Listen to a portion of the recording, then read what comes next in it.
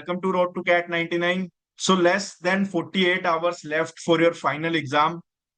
40 घंटे बाद आप फ्री हो जाओगे, आपका एग्जाम हो चुका होगा और आपको पता लग चुका होगा कि आपकी परफॉर्मेंस कैसी हुई है। एंड बिलीव मी, बहुत सारी चीजें इस एग्जाम पे डिपेंड करती है और उससे भी ज्यादा डिपेंड करती है कि एग्जाम से पहले आपकी प्रिपरेशन कैसी है, आपका पीस ऑफ माइंड कैसा है, आप कितने कंफ्यूज हो, कितने मोटिवेटेड हो और चीजों को कैसे सही से वर्कआउट करते हो। ठीक है, अब देखो, अब तक जो होना था हो गया, but every year I see a lot of toppers, lot of good students doing the same mistake, जिसकी वजह से या तो उनको साल रिपीट करना पड़ता है या फिर कई बार उनका एग्जाम ही मिस हो जाता है। And believe me, last year मैंने 2 या 3 बच्चे अहमदाबाद में ऐसे देखे थे जो बस सेंटर पे लेट पहुंच गए थे due to some X Y Z reason. और बहुत सारे बच्चे ऐसे भी होते हैं जो रिपीटर्स भी होते हैं, उनको भी हर चीज के बारे में नहीं पता होता। सो लेट्स डीकोड एवरीथिंग, देखते हैं क्या क्या चीजें 101% आपको नहीं करनी। Why I am making this video, because less than 48 hours left, I am assuming there is nothing left to revise और to learn the new things. तो अभी बस ये चीजों पे ध्यान दो कि हम पीस ऑफ माइंड और कौन कौन सी मिस्टेक्स हमें अवॉइड करनी है जिस वजह से, फालतू की वजह से हमारा पेपर खराब ना हो जाए। So let's go to the first thing which is locating your exam centre. अब देखो, यहाँ पे बहुत बड़ी गलती होती है बच्चों से। कई सिटीज में, बहुत सारी सिटीज में ना, एग्जाम के सेंटर के नेम जो सारे सेम है ना, बहुत सारे सेंटर सेम रहते हैं। इवन एफएमएस कॉलेज भी दिल्ली में 2 है। तो वहां पे हर बार ऐसा होता है कि बच्चे गलत एग्जाम सेंटर पे पहुंच जाते हैं या 10 दिन पहले बहुत ज्यादा कॉन्फिडेंट होते हैं कि यार वही एग्जाम सेंटर है। बट द बेस्ट अप्रोच, अगर आप जाके नहीं देख सकते एक दिन पहले, जनरली तो एक दिन पहले अगर कल चले जाओ तो बेटर है। अदरवाइज पिन कोड देख लो। आपके जो एडमिट कार्ड पे पिन कोड है, वही पिन कोड पे आपका एग्जाम सेंटर होना चाहिए। अगर वहां पे नहीं है, that means that is a problem. तो आपको सही एग्जाम सेंटर लोकेट करना है और ये एक दिन पहले कर लेना, उस दिन कुछ भी नहीं होगा। इवन आपका स्लॉट 3 है तब भी उस दिन कुछ नहीं होने वाला। Then second is gate closure time.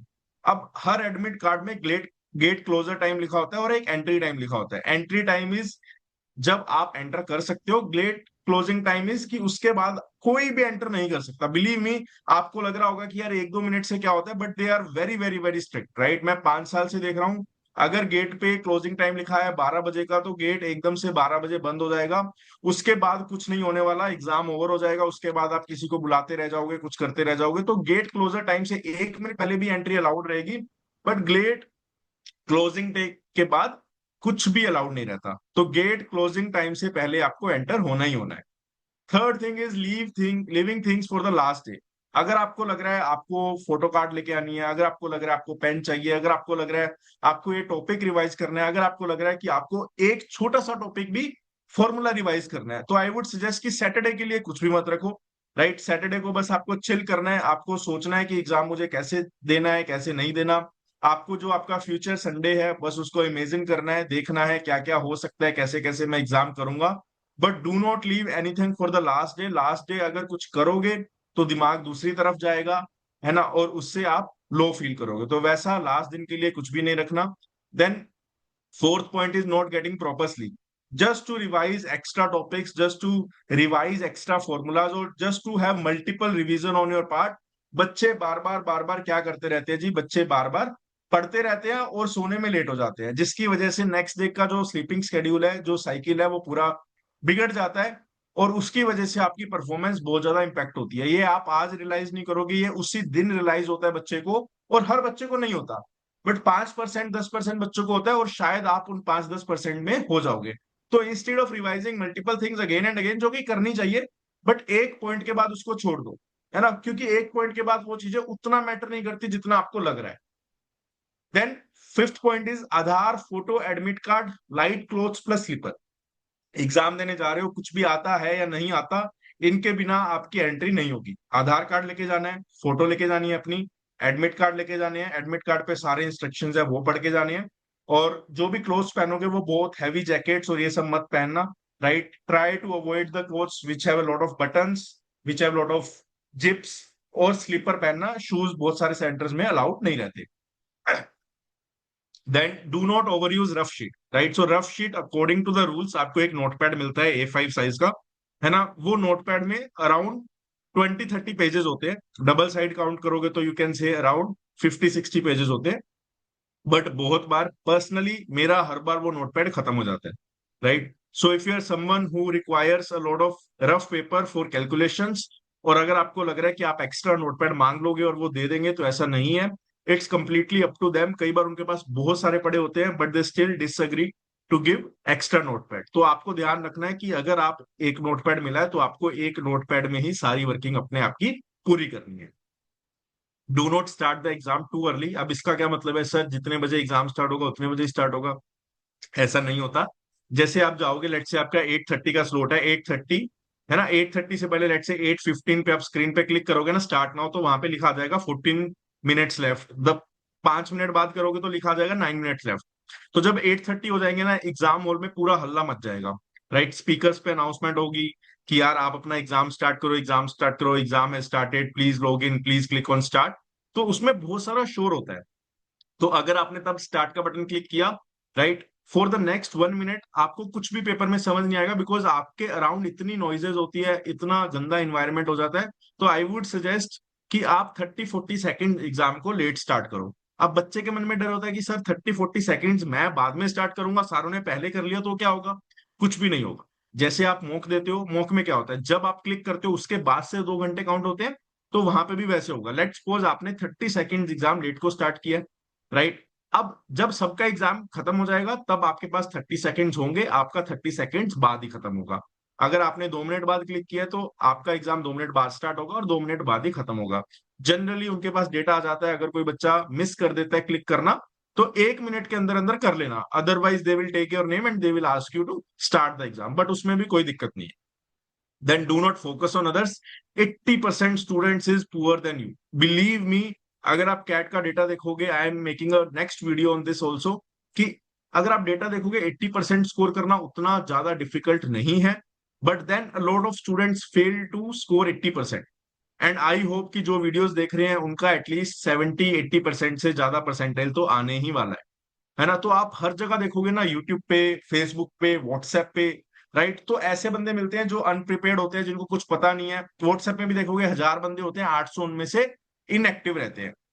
So same in the exam centre, right? आप बाहर इन्वायरमेंट देखोगे, किसी ने नोट्स ले रखे हैं, किसी ने आईएमएस ले रखा है, किसी ने टाइम, किसी ने क्या, किसी ने फॉर्मूलाज, सब पढ़ रहे होते हैं। आपको तब ऐसा फील होगा कि यार मैंने तो कुछ पढ़ा ही नहीं, मैं तो कुछ कर ही नहीं रहा, right? So it's your way to go in the exam hall. अगर आपको लग रहा है कि आपको कुछ करने की जरूरत नहीं है, then do not burden yourself with any resources, with any tips, with any guidance. क्योंकि आपको पता है वहां भी जो बच्चे कर रहे हैं, 80% बच्चे उनमें से फालतू के बच्चे हैं, right? So have that confidence कि अगर मैं जा रहा हूं, मैं अपना बेस्ट देने जा रहा हूं, मुझे पता है मुझे क्या करना है, मुझे किसी का कॉपी पेस्ट नहीं करना।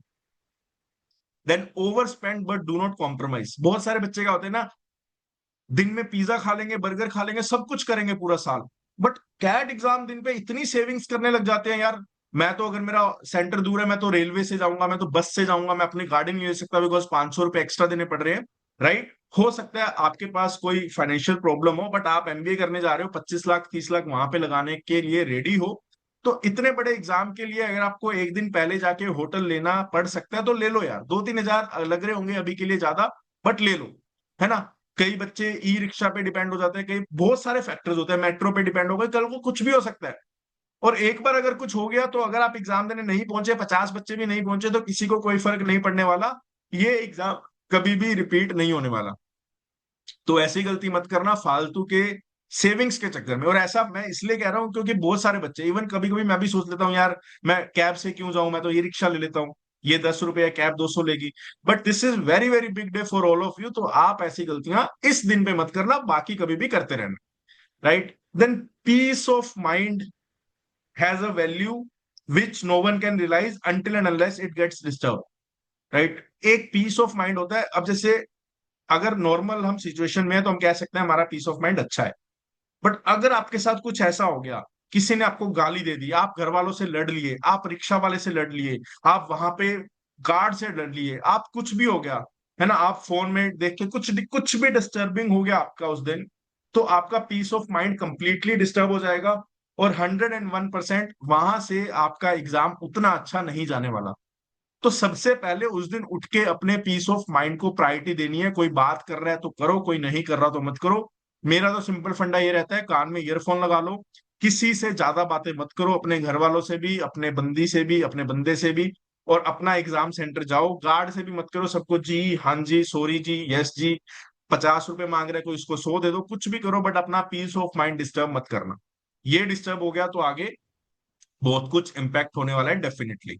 Then have your proper food and carry a transparent water bottle with you, right? So a lot of students do not have proper breakfast or proper lunch before going into the exam, और उनको लगता है कि बाद में आके करूंगा, अभी टेंशन हो रही है। बट थोड़ा सा लाइट जितना भी आप ले सकते हो, जितना भी आपकी इच्छा है, have something before you enter the exam hall, because वहां पे जाके आपको वेट करना पड़ेगा फिर 2 घंटे with intense focus, you have to attempt the questions. तो वहां पे एनर्जी, मेंटल एनर्जी बहुत कंज्यूम होती है, right? And please carry a transparent water bottle, right? वो तो must have. Then do not take unnecessary pressure, you don't know what is coming, I do not know what is coming, so nobody knows what is going to come in the exam, right? तो उसलिए आपको अपना आज से ही burden नहीं लेना कि यार मुझे ये भी नहीं आता, मुझे ये भी नहीं आता, मैं ये कैसे करूं, मैं वो कैसे करूं। इस दुनिया में किसी को नहीं पता क्या एग्जाम है, कैसा एग्जाम बना है, क्यों बना है। जो आप फॉर्मूला 50 दिन से रिवाइज कर रहे हो, जो अभी तक आपको याद नहीं हुआ, आप टेंशन ले रहे हो वो मुझे याद क्यों नहीं हुआ, और लेट से वो आ भी गया एग्जाम में, उसको छोड़ दो ना। Let's focus on other 21 points questions. अगर एक सेट थ्योरी का आ गया और आपको वो नहीं आती चीज, तो छोड़ दो, आपको आती ही नहीं है। Why you are playing with your peace of mind, why you are having that bias, जब आपको पता है यार मैंने कवर ही नहीं करी, मुझे आती ही नहीं है, चलो पहले पढ़ लेनी चाहिए थी, मैंने नहीं पढ़ी, बट अब आती नहीं है, then focus on 100 other things. और शायद क्या पता है जो आ रही है या जो आपको नहीं आती वो बहुत हार्ड आ गई हो। अगर आप फॉर्मूला भी ले आते अपने साथ तब भी आपका कुछ ना होता। तो क्या पता है, क्या पता है कि चक्कर में ऐसा ना हो बाद में आके रिग्रेट हो यार शायद मैं इसको मिस कर देता, है ना? तो एग्जाम में फोकस बस उसी चीजों पे रखना है जो चीजें आपको 100% लग रहा है कि मुझे आती है, और उस चीजों से फोकस हटाना है जहां पे आपको लग रहा है कि यार ये मुझे नहीं आती। So best of luck to everyone who is going to attempt this exam. I really wish कि आप सब अच्छे से एग्जाम करके आओ और बहुत ही अच्छी परसेंटेज लेके आओ। See you in the next video. Thank you, good luck.